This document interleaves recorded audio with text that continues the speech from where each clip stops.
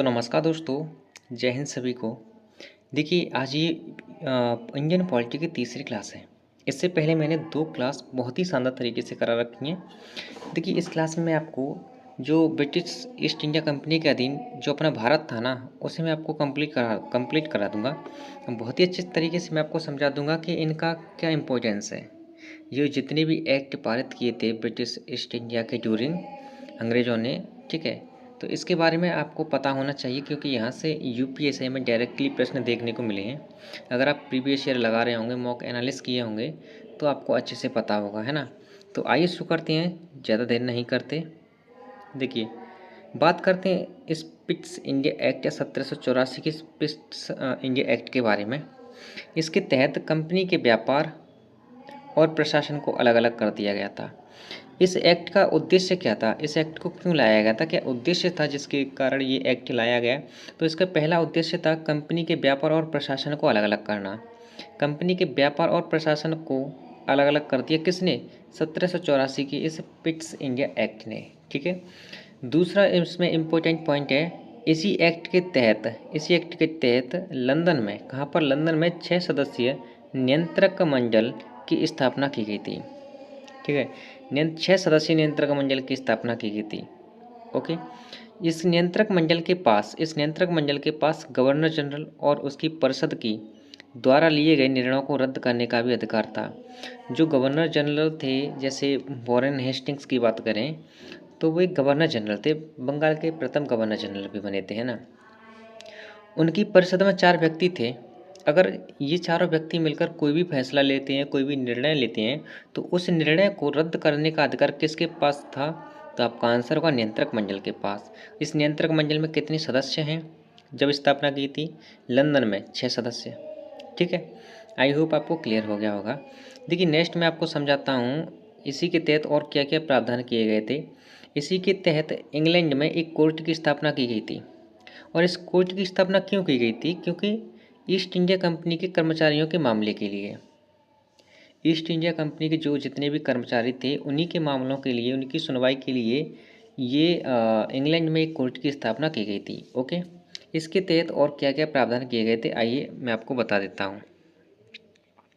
देखिए ध्यान से समझने की कोशिश करना, मैं आपको बहुत अच्छे से एक्सप्लेन करूँगा। और यहाँ पर मैंने बहुत ही शानदार नोट्स बनाए हैं। आप एक बार इन नोट्स को अच्छे से पर समझ लेना, पढ़ लेना, फिर आपको लगने लगेगा कि हाँ ये वाकई में बहुत ही एग्जाम यूपीएससी को टारगेट करके ही बनाए हैं। देखिए इसके बाद इसी जो 1784 का पिट्स इंडिया एक्ट था ना, इसी के साथ दोहरे प्रशासन का आरंभ हुआ था। इसी एक्ट के द्वारा दोहरे प्रशासन का आरंभ हुआ था, जिसमें एक था बोर्ड ऑफ डायरेक्टर्स, दूसरा था बोर्ड ऑफ कंट्रोलर, ठीक है? बोर्ड ऑफ कंट्रोलर, जो बोर्ड ऑफ डायरेक्टर्स था ये व्यापारिक मामलों के लिए बनाया गया, और जो बोर्ड ऑफ कंट्रोलर था ये राजनीतिक मामलों के लिए बनाया गया था, ठीक है? आई होप आपको क्लियर हो गया होगा। देखिए नेक्स्ट बात करते हैं हम 1786 के इस अधिनियम के बारे में। इसके तहत क्या किया गया? इसके तहत बहुत ही इम्पोर्टेंट प्रावधान किए गए, ठीक है, ब्रिटिश ईस्ट इंडिया कंपनी के लिए। इसमें इसके तहत बंगाल के गवर्नर जनरल को ब्रिटिश सेना का प्रधान सेनापति बना दिया, ठीक है? प्रधान सेनापति बना दिया था बंगाल के गवर्नर जनरल को। इसका लाभ किसने उठाया? इसका लाभ उठाया था लॉर्ड कॉर्नवालिस ने, ठीक है, जो कि बंगाल का गवर्नर जनरल था उस समय। इस समय ये बंगाल का गवर्नर जनरल था। और इसी एक्ट के तहत गवर्नर जनरल को अपनी समिति के कर्तव्यों या निर्णय को अस्वीकार करने का भी अधिकार दिया गया। गवर्नर जनरल को अपनी कंपनी के निर्णयों को अस्वीकार करने का भी अधिकार दिया गया था, ठीक है? आई होप आपको क्लियर हो गया होगा। आइए नेक्स्ट मैं आपको इसमें कुछ और इम्पोर्टेंट पॉइंट बता देता हूँ, जिसमें हम 1793 के चार्टर एक्ट के बारे में जानते हैं, ठीक है? देखिए बहुत ही इम्पोर्टेंट एक्ट है ये 1793 का चार्टर एक्ट। इसकी अगर बात करें तो इस एक्ट के तहत क्या क्या हुआ था? इस एक्ट के तहत कंपनी के व्यापारिक अधिकारों को 20 वर्षों के लिए बढ़ा दिया गया। पहला पॉइंट ये है। इसी एक्ट के तहत नियंत्रक मंडल के सदस्यों के वेतन और भत्ते के अब कहाँ से दिए जाने लगे? ये भारतीय राजस्व से दिए जाने लगे, ठीक है? ये प्रश्न पूछा गया है कि नियंत्रक मंडल के सदस्यों के वेतन और भत्ते किस एक्ट के तहत भारतीय राजस्व से दिए जाने लगे, तो आपका आंसर होगा 1793 के चार्टर एक्ट के तहत। ठीक है, चार्टर एक्ट के तहत। ओके, इसी चार्टर एक्ट के तहत क्या हुआ, 21 अप्रैल 1793 को भारतीय नागरिक सेवा की स्थापना हुई थी। ठीक है, ये स्थापना किसने की थी, किसके समय की गई थी, लॉर्ड कॉर्नवालिस के समय की गई थी। इसीलिए लॉर्ड कॉर्नवालिस को ही भारतीय नागरिक सेवा का जनक कहा जाता है, और लॉर्ड कॉर्नवालिस को भारतीय सेवा का नागरिक सेवा का जनक कहा जाता है किस एक्ट के ड्यूरिंग, तो आपका आंसर होगा 1793 एक्ट के ड्यूरिंग। ओके, आई होप आपको क्लियर हो गया होगा। आइए एक दो पॉइंट और बता देता हूँ इस एक्ट में। देखिए, नेक्स्ट हम बात करते हैं आगे। देखिए, इसी एक्ट के तहत क्या हुआ, 1793 ईस्वी में राजस्व बोर्ड और पुलिस विभाग की स्थापना हुई थी। इसी 1793 का जो एक्ट आया था, इसमें ही राजस्व बोर्ड और आपके राजस्व पुलिस की स्थापना की गई थी, इसी बोर्ड के तहत, इसी एक्ट के तहत। ओके, 1793 के एक्ट में हमें यही जानना है। आइए आगे डिस्कस करते हैं जो कि और जो मोस्ट इम्पोर्टेंट एक्ट हैं उनके बारे में। देखिए, अब हम बात करेंगे 1813 के इस चार्टर एक्ट के बारे में। 1813 के इस चार्टर एक्ट के बारे में, इसके तहत क्या क्या किया गया, क्या क्या प्रावधान किए गए। तो पहला प्रश्न तो आपसे यही पूछेगा कि किस एक्ट के तहत ईसाई मिशनरियों को भारत में आगमन की छूट मिली थी, ठीक है, परमिशन मिली थी। तो आपका आंसर होगा 1813 के चार्टर एक्ट के तहत। ओके, देखिए, इसी के तहत ईसाई मिशनरियों को भारत में आगमन हुआ। ये जो ईसाई मिशनरियाँ थीं, ये किस लिए आए थे, तो ईसाई धर्म का प्रचार करने के लिए आए थे, और इनका कोई ऐसा उद्देश्य नहीं था जो लूटपाट को हो। ठीक है, जैसे अंग्रेज व्यापार करने के उद्देश्य से आए थे, लेकिन उनकी जो मनोदशा थी वो बिगड़ गई थी। ठीक है, और वो अत्याचार करने लगे, है ना। उसके बाद इसी एक्ट के तहत और भी मोस्ट इम्पोर्टेंट परिवर्तन किए गए थे, प्रावधान किए गए थे। जैसे इसी एक्ट के तहत 1813 एक्ट के तहत भारतीय शिक्षा के लिए और उसके विकास के लिए 1 लाख रुपए सालाना आवंटित किए गए। 1 लाख रुपए किसके लिए, भारतीय शिक्षा और विकास के लिए। ठीक है, इसी एक्ट के तहत 2 अधिकारों को छोड़कर, कौन कौन से अधिकार, चाय का अधिकार और चीन के साथ व्यापार का अधिकार, इन दोनों अधिकारों को छोड़कर कंपनी के व्यापारिक एकाधिकार समाप्त कर दिए गए थे। लेकिन इसमें तो ये दोनों अधिकार छोड़ दिए गए। कौन कौन से, चाय का अधिकार और चीन के साथ अधिकार, दोनों अधिकारों को इस एक्ट के तहत छोड़ दिया गया, और बाकी के जितने भी कंपनी के व्यापारिक अधिकार थे वो सभी समाप्त कर दिए गए। ठीक है, आइए चलते हैं अगले एक्ट के बारे में जानते हैं। ओके, देखिए, अब हम बात करेंगे 1833 के इस चार्टर एक्ट के बारे में। 1833 का ये चार्टर एक्ट, इसके तहत क्या क्या प्रावधान किए गए जो आपके एग्जाम पॉइंट ऑफ व्यू से बहुत महत्वपूर्ण रहेंगे। आई होप आपको ये मेरा समझाने का तरीका समझ में आ रहा होगा, नोट्स आपको अच्छे लग रहे होंगे, और वाकई में बहुत ही शानदार नोट्स हैं। मेरा यकीन मान लो, आप प्रीवियस ईयर उठा के देखना यूपीएसआई का, यहाँ से आपको प्रश्न 101% देखने को मिलेंगे। जब यहाँ से बिहार दरोगा में प्रश्न देखने को मिल सकते हैं, तो यूपीएसआई में क्यों नहीं मिलेंगे, है ना। इस एक्ट के तहत ईस्ट इंडिया कंपनी के प्रशासन का केंद्रीयकरण कर दिया गया। अब प्रश्न आपसे ये पूछेगा कि निम्न में से किस एक्ट के तहत ईस्ट इंडिया कंपनी के प्रशासन का केंद्रीयकरण कर दिया गया, तो आपका आंसर होगा 1833 के चार्टर एक्ट के तहत। ओके, आई होप आपको क्लियर हो गया होगा। देखिए, अब हम बात करते हैं इसी के तहत और क्या क्या प्रावधान किए गए थे। इसी के तहत बंगाल का जो गवर्नर जनरल हुआ करता ना, बंगाल का गवर्नर जनरल बिकम भारत का गवर्नर जनरल। बंगाल के प्रथम गवर्नर जनरल थे आपके वॉरेन हेस्टिंग्स, और ये जो बंगाल का गवर्नर जनरल का जो पद था ना, वो 1833 के एक्ट के तहत भारत का गवर्नर जनरल कहा जाने लगा, भारत का गवर्नर जनरल। ठीक है, इसी के तहत 1835 ईस्वी में अंग्रेजों को भारत की आधिकारिक भाषा बनाया गया। किसको, अंग्रेजों की जो भाषा थी अंग्रेजी। 1835 में अंग्रेजी को भारत की आधिकारिक भाषा बनाया गया। ओके, आई होप आपको क्लियर हो गया होगा। आइए चलते हैं, इसमें आपको मैं कुछ और इम्पोर्टेंट पॉइंट बता देता हूँ। देखिए, इसी एक्ट के तहत क्या हुआ, भारत का प्रथम गवर्नर जनरल बनकर कौन आया? भारत का प्रथम गवर्नर जनरल बना आपका Lord William Bentinck, Lord William Bentinck. ठीक है। इसी एक्ट के तहत कंपनी के व्यापारिक एकाधिकार समाप्त कर दिए गए कंप्लीटली। ठीक है। जो इससे पहला था ना, उसमें 2 अधिकारों को छोड़ दिया गया था, लेकिन इस एक्ट के तहत व्यापारिक अधिकार समाप्त कर दिए गए थे और कंपनी का शासन 20 वर्षों के लिए पुनः बढ़ा दिया गया।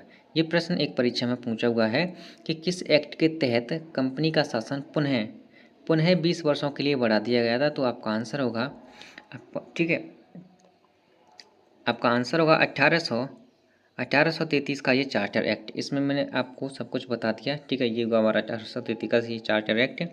अब इसमें 1-2 पॉइंट और बता देता हूँ जो एग्जाम पॉइंट ऑफ व्यू से बहुत ज़्यादा महत्वपूर्ण रहने वाले हैं। जैसे आपको यहाँ पर ये दिख रहा होगा कि इसी एक्ट के तहत भारत के गवर्नर जनरल को अध्यादेश जारी करने की शक्ति दी गई थी।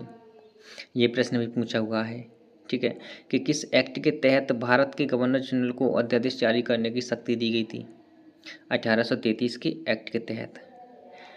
1833 के एक्ट के तहत ही 1834 में प्रथम विधि आयोग की स्थापना की गई थी, या आप कह सकते हैं कि प्रथम विधि आयोग बनाया गया था। इसमें 4 सदस्य हुआ करते थे। पहले सदस्य थे लॉर्ड मैकाले। ठीक है। इसके बाद क्या हुआ? इसके बाद हम अगर बात करें, अंग्रेजों को इसी एक्ट के तहत अंग्रेजों को बिना लाइसेंस के भारत आने जाने, भारत में बसने और भारत में व्यापार करने की स्वतंत्रता दी गई। आपसे प्रश्न इस टाइप से पूछा जा सकता है कि किस एक्ट के तहत अंग्रेजों को बिना लाइसेंस के भारत में कहीं भी आने जाने, भारत में व्यापार करने, भारत में बसने, भारत में व्यापार करने की स्वतंत्रता दी गई थी, फ्रीडम मिली थी उन्हें। ठीक है, बहुत चालू थे ये अंग्रेज। तो 1833 के एक्ट के तहत। ठीक है। उसके बाद अब हम बात करें, इसी एक्ट के तहत गवर्नर जनरल हुआ करते थे ना, गवर्नर जनरल की परिषद में विधि सदस्य की नियुक्ति की गई थी। गवर्नर जनरल की जो परिषद हुआ करती थी, इसमें विधि सदस्य की नियुक्ति का प्रावधान किया गया था, सिर्फ प्रावधान किया गया था। ठीक है। उससे जो नेक्स्ट आएगा अधिनियम, उसमें जो सदस्य थे ना, विधि सदस्य, उसको पूर्ण अंग बना दिया गया। ठीक है, पूर्ण रूप से उसे सदस्यता मिल गई। आइए चलते हैं नेक्स्ट पेज पर। देखिए, अब हम बात करेंगे 1853 के इस चार्टर एक्ट के बारे में। मोस्ट इम्पोर्टेंट है ये एक्ट, और यहाँ से 2-3 प्रश्न मैंने एनालिस किए हैं परीक्षा में। 1853 का ये चार्टर एक्ट, जो कि एक अंतिम चार्टर एक्ट था ब्रिटिश ईस्ट इंडिया कंपनी का। इसी एक्ट के तहत कंपनी के प्रशासन और विधायिका को अलग अलग कर दिया गया था। इसी एक्ट के तहत अखिल भारतीय विधान परिषद का गठन किया गया था, जिसमें 12 सदस्य हुआ करते थे। और इसी एक्ट के तहत बंगाल के लिए एक लेफ्टिनेंट गवर्नर पद के बारे में बताया गया। ठीक है, बंगाल के लिए एक लेफ्टिनेंट गवर्नर का पद बनाया गया इस एक्ट के तहत, 1853 के इस एक्ट के तहत। ओके, इसी एक्ट के तहत और आपको इम्पोर्टेंट प्रश्न और देखने को मिल सकते हैं। जैसे अगर आपसे पूछा जाए कि किस एक्ट के तहत 1853 में भारतीय नागरिक सेवा के लिए लिखित परीक्षा की शुरुआत की गई थी। भारतीय नागरिक सेवा के लिए 1853 में भारतीय नागरिक सेवा के लिए एक लिखित परीक्षा की शुरुआत की गई थी। ओके, इसी एक्ट के तहत निदेशक मंडल में 6 सदस्यों के निलंबन कर दिए गए। जो निदेशक मंडल में पहले 24 सदस्य हुआ करते थे, तो और उनकी संख्या घटकर कितनी हो गई? 18। पहले जो निदेशक मंडल हुआ करती थी, उसमें कुल 24 सदस्य हुआ करते थे। कितने? 24 सदस्य हुआ करते थे। ओके, इसी एक्ट के तहत जो विधि सदस्य था ना, विधि सदस्यों को गवर्नर जनरल की परिषद का पूर्ण सदस्य बना दिया गया था। अब आपसे ये पूछेगा कि विधि सदस्य जो हुआ करता था ब्रिटिश ईस्ट इंडिया कंपनी के अधीन, उसको गवर्नर जनरल की जो परिषद हुआ करती थी, उसका पूर्ण सदस्य कब बनाया गया, किस एक्ट के द्वारा बनाया गया? तो आपका आंसर होगा 1853 के एक्ट के तहत। ओके, आई होप आपको ये सब क्लियर हो गया होगा, है ना। देखिए, ये जितना भी मैं आपको इंडियन पॉलिटी करा रहा हूँ, ये मोस्ट इम्पोर्टेंट है। ठीक है, आज की क्लास में इतना ही रखने हैं। कल की क्लास में हम यहाँ से शुरू करेंगे हम कल की क्लास में क्राउन यानी क्राउन रूल यानी क्राउन के अधीन भारत के बारे में, जो कि हम 1858 से लेकर 1947 तक जितने भी जो अधिनियम आए हैं, पारित हुए थे, उन सभी के बारे में एक-एक से डिस्कस करेंगे। जैसे ये 1858 का भारत शासन ये अधिनियम था, है ना? इस अधिनियम को महारानी विक्टोरिया का घोषणा पत्र कहा जाता है। क्या कहा जाता है? घोषणा पत्र कहा जाता है। और इसी एक्ट के तहत महारानी विक्टोरिया को भारत की साम्राज्ञी भी घोषित किया गया था, साम्राज्ञी, है ना? इसी एक्ट के तहत भारत के गवर्नर जनरल को भारत का वायसराय कहा जाने लगा और भारत के पहले वायसराय थे लॉर्ड कैनिंग। लॉर्ड कैनिंग, ठीक है। आई होप आपको ये क्लियर हो गया होगा। तो आज की क्लास में इतना ही रखते हैं, नेक्स्ट क्लास में हम यहाँ से शुरू करेंगे, है ना? और आई होप आपको ये क्लियर हो गया होगा कि ये जो कैसे ये ब्रिटिश ईस्ट इंडिया के अधीन जितने भी एक्ट लाए गए थे उनकी क्या इंपॉर्टेंस रही थी, है ना? और यहाँ से किस टाइप के प्रश्न आपको यूपीएससी में देखने को मिल जाएंगे वो सब मैंने क्लियर कर दिया, ठीक है। तो चलिए मिलते हैं नेक्स्ट क्लास में। अगर आपको क्लास का कंटेंट अच्छा लगे ना, नोट्स अच्छे लगे तो क्लास को लाइक कर दिया ना, और कमेंट करके ज़रूर बताना, अपना फीडबैक ज़रूर देना। ओके, आई होप आपको सब कुछ समझ में आ गया होगा, है ना? इसके साथ मैं आपको यूपीएससी के लिए हिंदी की क्लासेज भी और प्रोवाइड कराऊंगा बहुत ही शानदार नोट्स के साथ, ठीक है। अगर आप करना चाहें तो उन्हें कर लेना। ओके, तो चलिए मिलते हैं नेक्स्ट क्लास में। जब तक के लिए जय हिंद।